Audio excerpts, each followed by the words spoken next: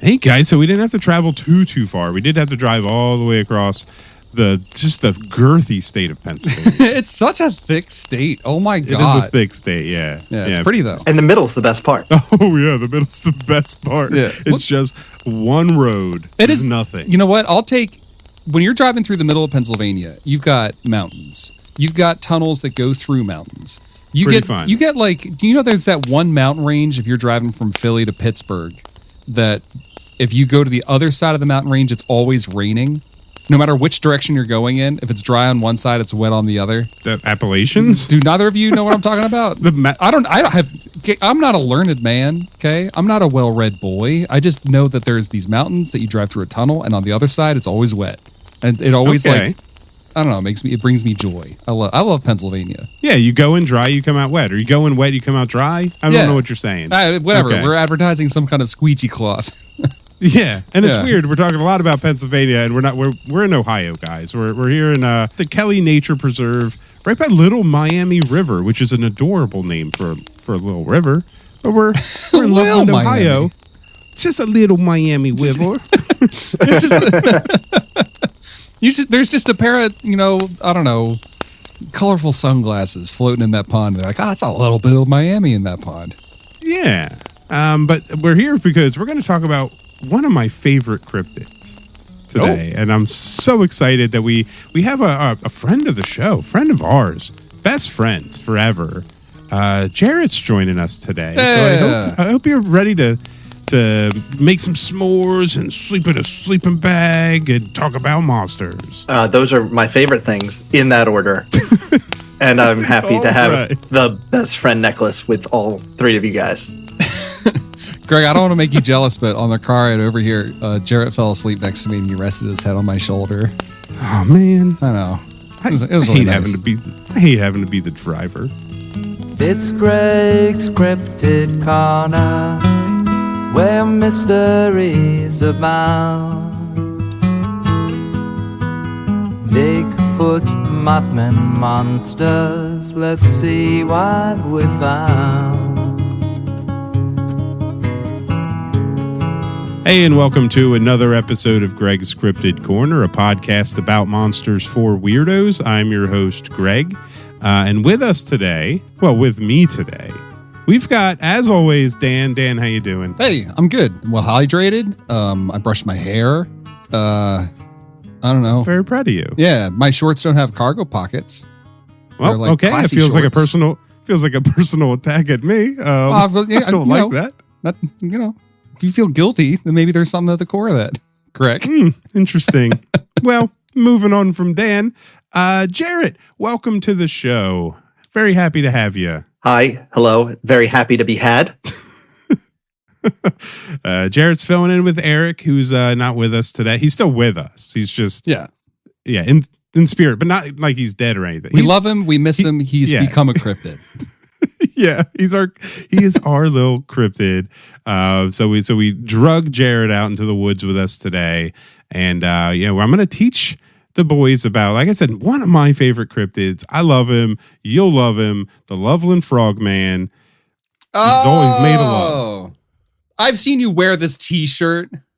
Yeah, I've heard Greg talk about the Loveland Frogman many times. Is this okay? I don't want to get ahead of myself, but there's one accessory, if I'm thinking of the right guy, that I'm really excited to get to. Okay, all right. Yeah, dope. Yeah, I'm on board. We'll get to that pretty quickly. Okay. Yeah. Because it's really in just one account. So you guys want to hop in? No pun intended. It's in one account. Is that what you're saying? Yes. Stop giving it away. Sorry. Let's go ahead and talk about this beautiful, beautiful frogman.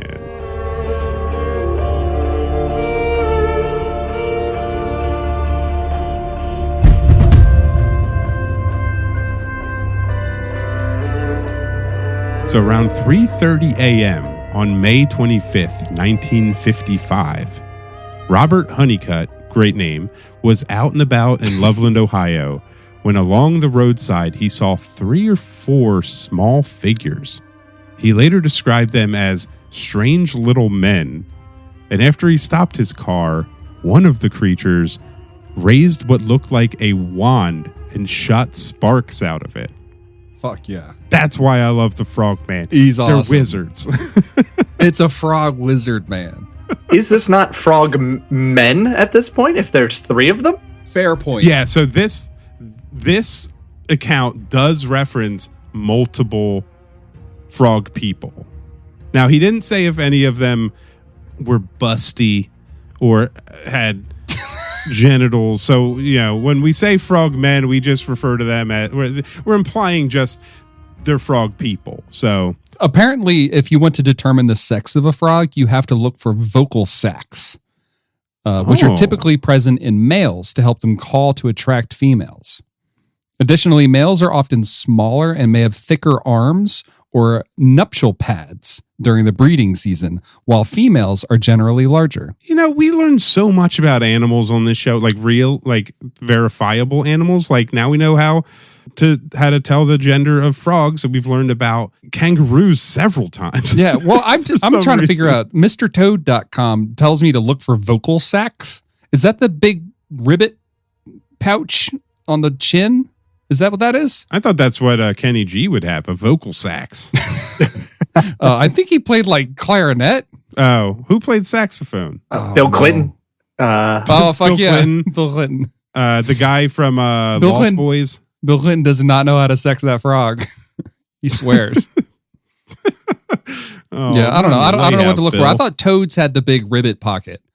And then the frogs were like smooth. They're like, yeah, they cut through the wind, frogs. Do frogs just not have wieners?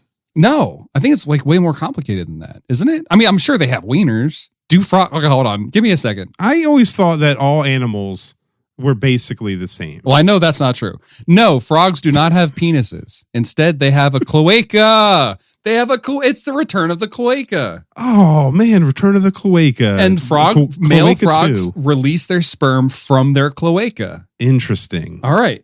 Okay. So maybe, is that why the frogmen have wands? Oh, maybe it's a phallic symbol to symbolize that they're male. If there was only one frog out of 4 that had a wand, and we're implying here that would make him the male. Yes. And maybe he's got this like, he's a swinger frog. He's either that or he's a Mormon. He's got lots of wives. Oh, Mormon frogs. Mormon frogman. I don't know. That's pretty interesting. Now we know how to sex frogs with their vocal sacs, and they have their wands. we could have guessed. We kind of didn't we all know deep down that frogs had a cloaca? I think I wanted to believe it, but I didn't know it to be true. Well, here we are. What? Yeah. Anyway, so now the original sighting by Robert Honeycutt.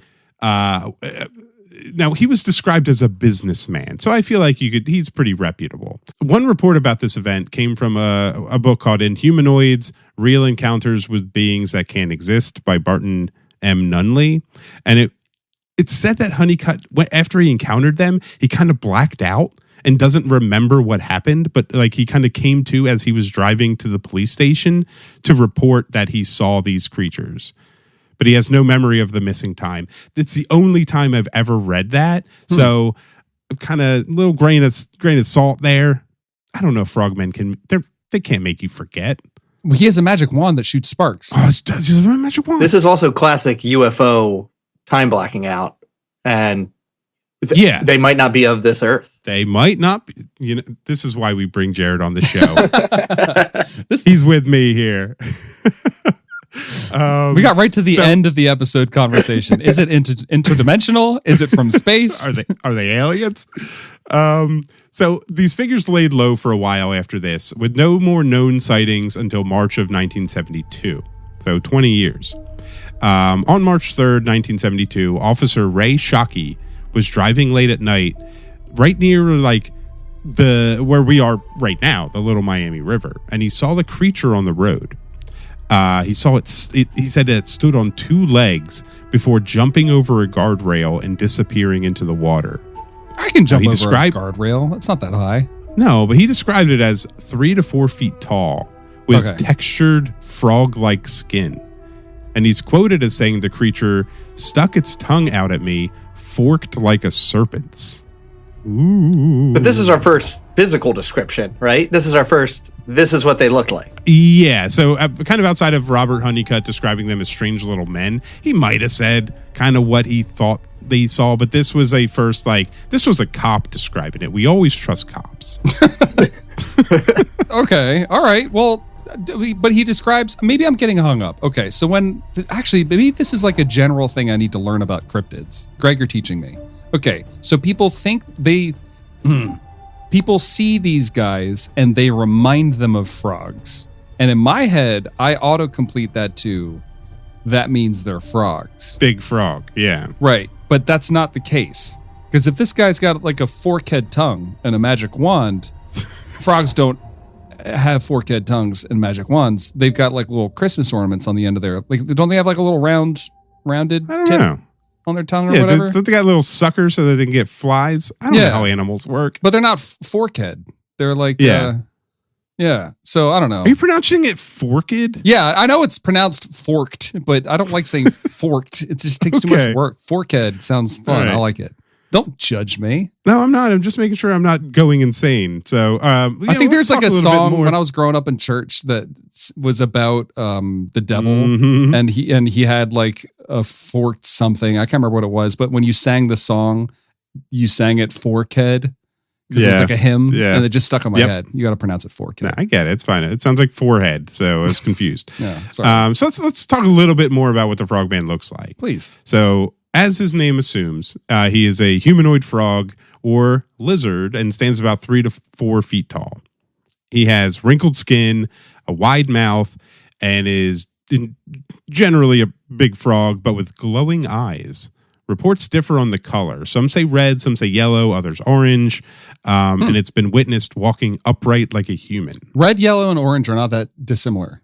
Like I could see, change of light would change. Which it's like is the dress gold or blue or what? Remember that whole thing? Do you remember that? Yeah, I could never not see it white and gold. Same. It could also be a fashion thing. Was it after Labor Day? Was it before? Was it coming home from a wedding to another woman? That might have been the funniest thing said on the show so far. Oh my God. So 2 weeks after Officer Shockey's sighting, another policeman saw him, Officer Mark Matthews. He was driving around the same area when he thought he saw an animal in the road. As he approached it, it stood upright. Now, he was shocked by this. He thought it was just like a dying dog, and then he sees a frogman. And I assume seeing a frogman kind of scares you, so he pulled his gun out and shot at it. Of course he did. Yeah. This is how all of these episodes go. People just shooting at these monsters. Okay. Yeah. So yeah. All right. So Officer Eminem pulls his gun, shoots at an object that he doesn't know what it is. He just knows he needs to shoot it first. Okay. Yeah. Yeah. So he claimed that he definitely hit it. And it kind of ran off. They always do. Yeah. Yeah. Everybody's a crack shot on Cryptid Corner. Seriously. This has shades of Van Meter Visitor going on here. Yeah. Now he did say he saw this frogman, but he later retracted his statement about seeing frogman and claimed he shot and killed a 3 to 3.5 foot long iguana that probably escaped from someone's home aquarium. Okay. 3 to 3.5 foot domestic iguana. Well, they get pretty big, don't they? That's not maybe from the Galapagos. I don't think iguanas get 3.5 feet tall. That's half your size. That's a big enclosure, too. Yeah, that's true. And they do stand up on their hind feet. Do they walk around and jump over guardrails and have magic wands? Well, Greg, I have something to tell you. You ready for another? We're going to learn about iguanas today, boys. You ready? Buckle up, buckaroos. Don't ruin this. Domestic iguanas, particularly the green iguana, can grow to be about 4 to 6 feet long and weigh between 10 to 20 pounds when fully grown. I just always imagine them being cute little tiny boys. No, they're big. Although that's long, so that's like tip of the tail to the tip of the nose. From the you got to cut the sniffer. tail off. So you're losing 3/4 of your body cutting your tail off. Well, if it's 6 feet long, then it could stand up 3 feet tall. That's true. I literally proved myself wrong by saying you lose half. Man, I honestly thought that was kind of a stretch saying it was probably just a big iguana. That's kind of a small iguana. Or I'm going to piggyback off Jarrett from earlier. What if Officer Eminem was back at headquarters and who shows up at the Men in Black? And they're like, Yep. I don't think that was a magic frog. I think that was an iguana. And they like knock over his coffee cup. Now, I would say, yes, I want that to be the case, but I think it was probably because he didn't want to be associated, like thought of as like a crazy person for seeing a frogman. He's like, it was just a big iguana. But you know me, I'd like to go the Men in Black route. So that is a shame that like people that come forward with stories about this stuff, people assume that they're crazy and not that they actually saw something and we need to talk about it. Right? Isn't that the more rational thing to do? To be like, holy shit, yes, you saw something. We need to talk about this. That's fucked up. We suck as a society. Listen to people. God damn. I think we fundamentally lack whimsy as a society. Or even like curiosity or like the propensity to be wrong about reality. Like maybe you're wrong that frogmen don't exist. Fucking hear them out. Jesus. Sorry, I'm getting all sweary. This is a G-rated podcast. We're rated G for Greg. That's it. So from there, the sightings kind of died down outside of the occasional hoax or misidentification. But in August 2016, at the height of the Pokemon Go craze out near Lake Isabella, Sam Jacobs saw what he described as a huge frog that, quote, stood up and walked on its hind legs. And the video proof he took is, some would say, inconclusive. But I do like it. Have you seen it? Yes, it's very dark. It's very blurry. You see glowing eyes.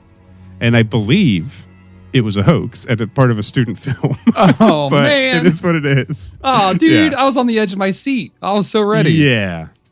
It's still pretty cool. Like it's very quick. It's only a few seconds. But could you imagine going around playing like Pokemon Go and coming across an actual Pokemon of a frogman? That'd be awesome. There is a frog Pokemon. What is it? And I wish I knew what it was, but I know it exists. Oh. I hope it's Loveland Frogman. And that's just what he says, right? Pokemon, they only say their names. Yeah, he goes Frogman, Loveland Frogman. All right, I like it. You're hired, Greg, voice actor. I mean, Jarrett's our resident Pokemon. There is a Froakie, and then there's a Toad one as well. Okay. It looks very much more like a frog because this one's green, but who am I? You know, I'm going to say it. Guys, I'm going to be controversial. I'm going to say that the Pokemon company is very good at naming Pokemon. They're all full of like whimsy and they're all like a little like flowery to say. Kylotoad. Kylotoad's beautiful.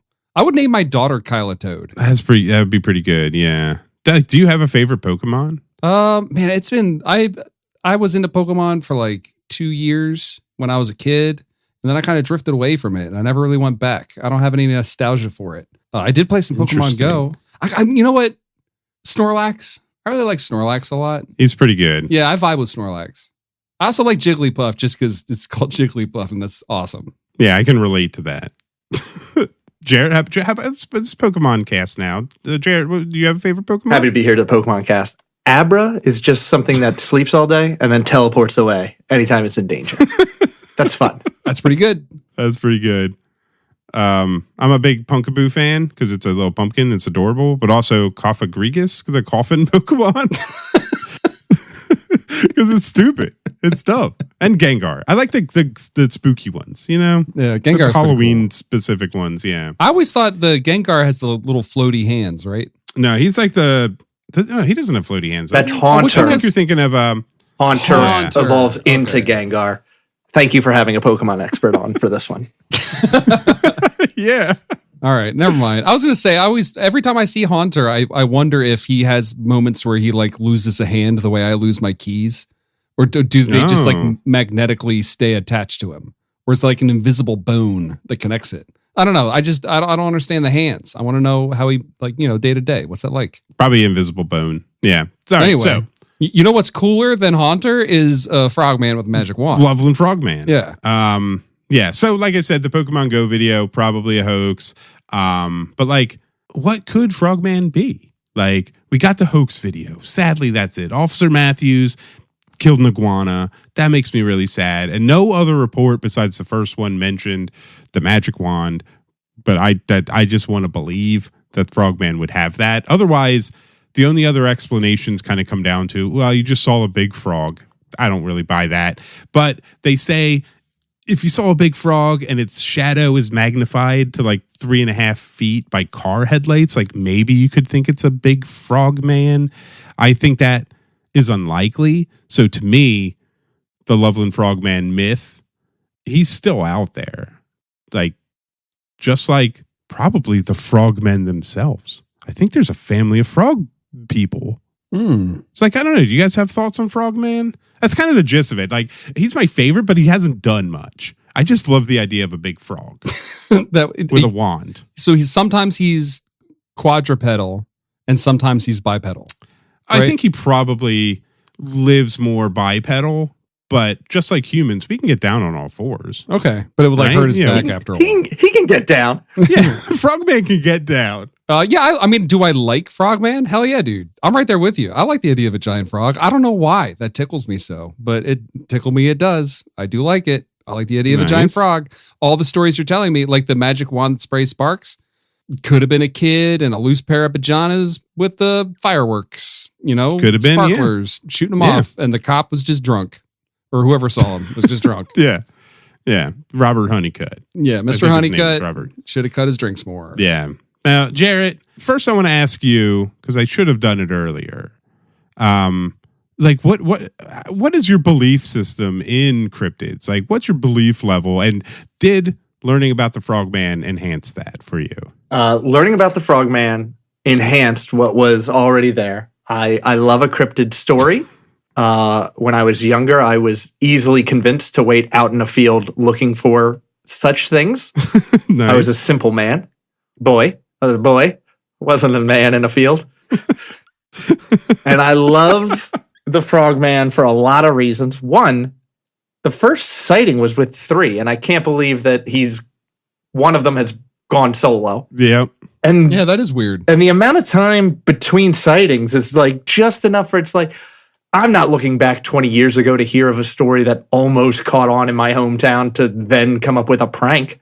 So, I mean, it's fun. Oh. And then, like I said, we have a Beyonce of frogmen who really struck out on their own to really bring it to the people. Yeah, I like that. Yeah, and I actually, that's a really interesting idea, too. Because when I'm thinking of a group of frogmen and now there's just one, you think of a sad, lonely frogman who's lost his family. But you are thinking he grew a little bit too big for this frogman group. And he's out on his own making a name for himself. Yeah, what if when the group saw the person, the first witness, Honeycutt? Bobby Honeycutt. Everybody in the posse was like, all right, we've been spotted. The only reason we've lived this long is because we've been hidden. So no more going near roads, no more going near whatever. We're going to stay in this like little area in our little swamp and we're going to eat bugs or whatever they eat, interdimensional bugs.